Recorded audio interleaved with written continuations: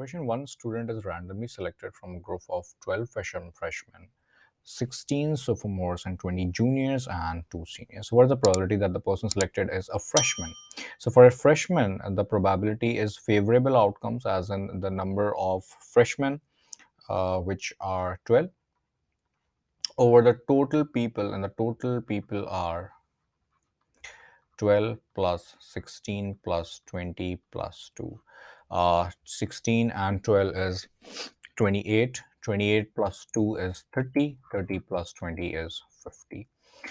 So favorable outcomes are 12 over total outcomes are 15. So this is going to be the exact or fractional value is going to be 2 times 6 is 12 and 2 times 25 is 50.